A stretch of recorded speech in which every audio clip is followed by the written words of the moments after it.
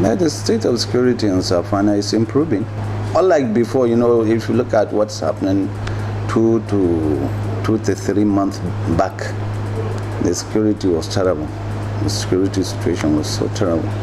But now there is an improvement in most of the places where we're having this issue of kidnapping, armed banditry, and other criminal activities.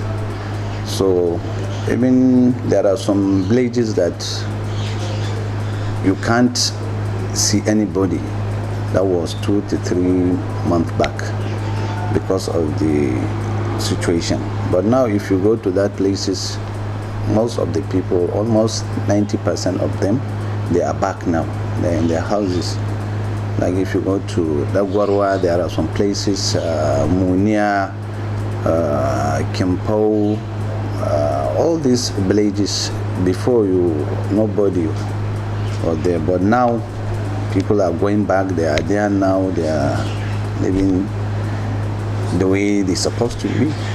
In Safana town, we did not experience any insecurity problem here in Safana town. Where the incidents occurred are the places or the villages, most of these villages that are nearest to the forest. We have Rugu forest here in Safana local government. This Rugu forest started from Safana to Zamfara, Kaduna, up to Niger. So in Katsina State, this Rugu forest, Safana local government, the forest has 10 ranges. So Safana local government has 6 out of the 10. So from Safana town to that Rugu forest is almost 30 to 40 kilometers away. So we did not experience anything here in Safana town, but mostly in the rural areas, the villages that are attached to the forest, most of them. Like these villages that I said, the Dagarwa, Kirtawa, Munia, Bulankura, Malabo, it's just some meters away from the forest. So that's why sometimes the criminals, the bandits, they will just come out and operate. Within some minutes, they just go back inside the forest. And the route leading to those villages, if you go there, most of the roads are on tight road. And there are some hitches. You see there are rocks and other things before you even reach the villages. So sometimes that's why it's be very difficult for the security personnel to even go there before the people finish what they are trying to do. They will leave the forest just 5-6 minutes. They will enter the village and they will finish their work. Within 5 minutes, if they leave the village, they will just enter the forest. So that's why sometimes we are having this problem that you see. But inside Safana town, and not only Safana town, there are some other towns like Runka, Zaka, all these towns, they have never experienced any attack or kidnapping or anything. The major causes, I can't say exactly. This issue of insecurity is not only in Safana local government. The issue of insecurity now is all over the country. Issue of this banditry, armed banditry and kidnapping, it's not only in Safana. Like if you come to Katsina State now, we have 8 local governments that are burdened with this forest. And if you go to all these 8 local governments, there is this issue of kidnapping, armed banditry, and other things. So one cannot say exactly why this thing is happening, because it is not only in Safana. If it is in Safana, maybe we'll sit down and say, why this thing happening in Safana local government? Or we'll just try to get out what is the problem. But it's not only in Safana. If you go to Kaduna State now, in Birnungwari, they have this issue. If you go to Niger, they have this problem. So one cannot say this is exactly why these people are doing all these things what they are doing. 2 to 3 months back, the security situation was getting worse. But now with the help of the security agents and the community leaders, with the people around the area and all this, they all give their own contribution. So it's reducing drastically, almost unlike before.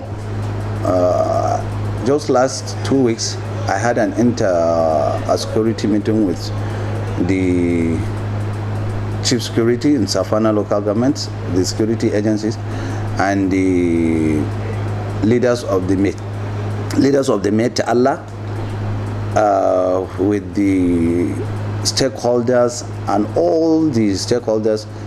We sat down with them. We had a meeting, how to find out how to bring an end to this issue. And we sat down with them. Everybody gave his own contribution, his advice, and at the end, the meeting yielded a positive result. So I think it's a security issue. So, but I know definitely, inshallah, in some few weeks to come now, I don't think all these things, the thing that we are doing, these people that are doing, it will come to an end. The state government, they are giving their own contribution. The federal government, they are giving their own contribution too. Our state governor, definitely, as if he always shows his concern if there is anything happen like attack or kidnapping or anything. Sometimes there was a time he called me 1 o'clock in the night. He was asking me, I don't know, there was an attack in one of my village. I don't even know.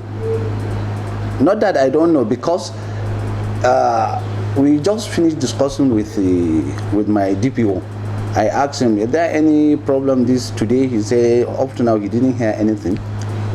Not knowing that at that time, there are some people, they went to one village to attack some people there, to attack the village.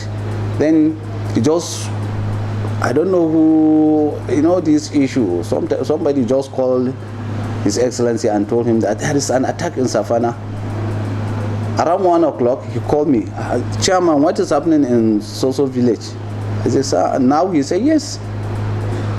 I said, okay, he said, go confirm. When I called the DPO, I asked him, it's just now while we finished discussing with you, you said there is nothing going on here. But now the HE called me, he said, this village. And he said, okay, please confirm. When he called the people around there, they said, no, it's not that village, but it's a village close to that one. Just to show you how the governor, how he shows concern for this issue of insecurity. Then I called him back, and he was in Abuja then. I told him, sir, this is what's happening. Yeah, it's true. And he said, okay. Did you call the army and everything? I said, I've already instructed them to go there. And they have rushed and got there. And so we are getting all the necessary support from the security agency and agents and the community. With prayer, nothing is impossible.